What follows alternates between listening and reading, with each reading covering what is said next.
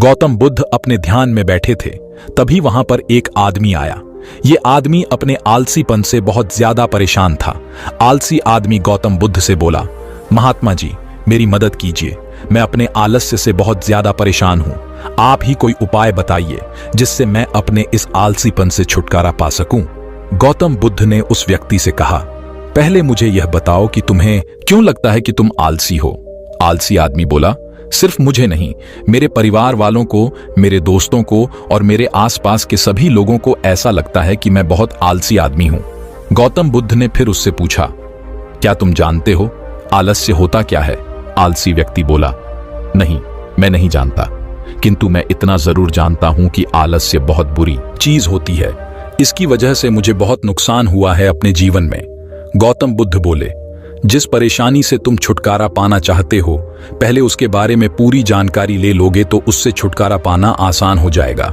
आलसी व्यक्ति बोला, भगवान, इतनी बुद्धि तो मुझ में नहीं है, कृपया आप ही मुझे इस समस्या के बारे में कुछ जानकारी दीजिए। गौतम बुद्ध बोले, आलस्य एक मानसिक अवस्था है, एक विचार है जिसे जाने अनजाने में हम खुद ही जन्म देते हैं। आलस्य दो मूलभूत कारणों की वजह से ही जन्म लेता है, एक है शारीरिक और दूसरा मानसिक। शारीरिक कारणों में पहला कारण है गलत तरह का भोजन। हम सभी जानते हैं कि हमारे शरीर को भोजन से ऊर्जा मिलती है और यह ऊर्जा सजीव चीजों से मिले तो अच्छी, यानी कि प्राकृतिक रूप से जो हमें भोजन की वस्तुएं प्राप्त होती हैं, उनसे अगर यह ऊर्जा मिले तो हमारा शरीर इससे अच्छी ऊर्जा प्राप्त करता है। इससे उलट यदि हम निर्जीव वस्तुओं से ऊर्जा प्राप्त करते हैं तो यह हमें आलस्य की ओर लेकर जाती है। आलस्य का दूसरा कारण है हमारी शारीरिक गतिविधियां। हमारी शारीरिक गतिविधियां भी हमें आलस्य के चंगुल में फंसा सकती है।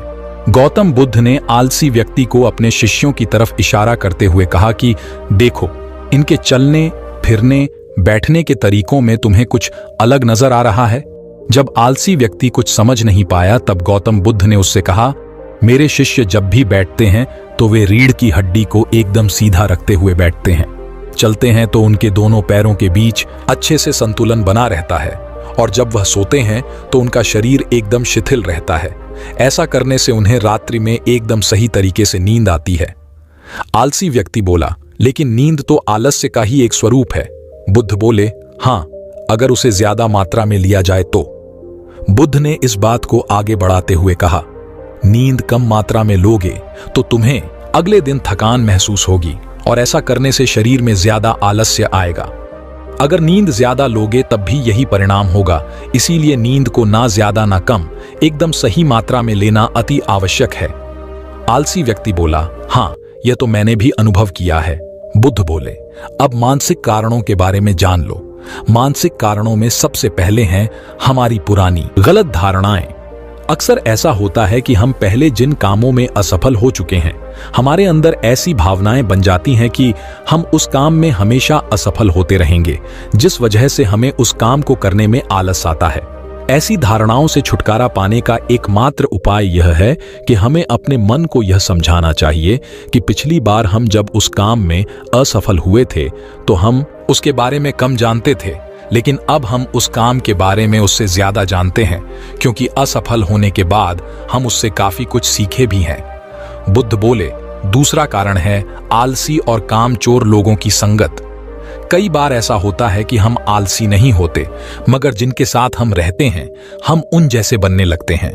इससे छुटकारा पाने का उपाय बहुत सरल है। कामचोर और आलसी व्यक्तियों से दूर रहो।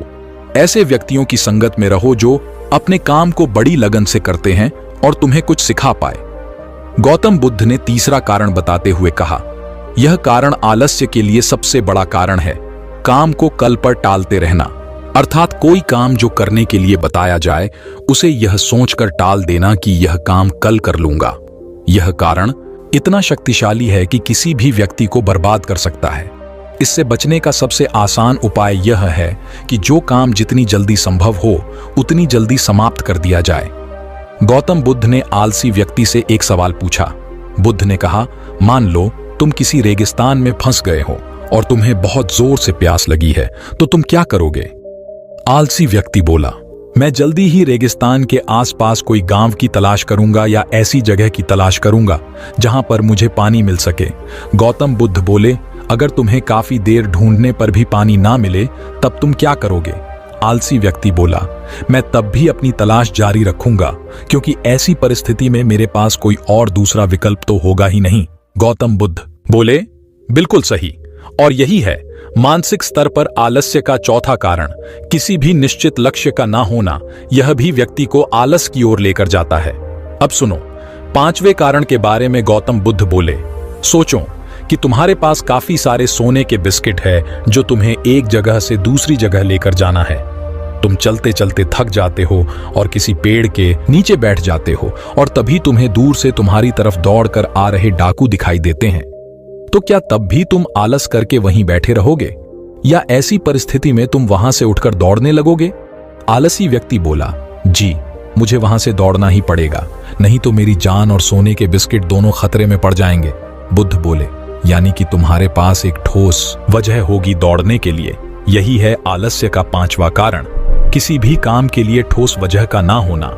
आलसी व्यक्ति महात्मा बुद्ध की बातों से संतुष्ट होकर बोला, महात्मा जी, मैं अब आलस्य के बारे में सब कुछ जान चुका हूं, और अब मैं इन सभी कारणों पर काम करूंगा और अपने आलस्य को दूर भगा दूंगा। दोस्तों, आशा करता हूं गौतम बुद्ध और आलसी व्यक्ति की यह कहानी आपको अच्छी लगी होगी, और इसे सुनने के बाद अब आप कभी भी जीवन में आलस नहीं करेंगे।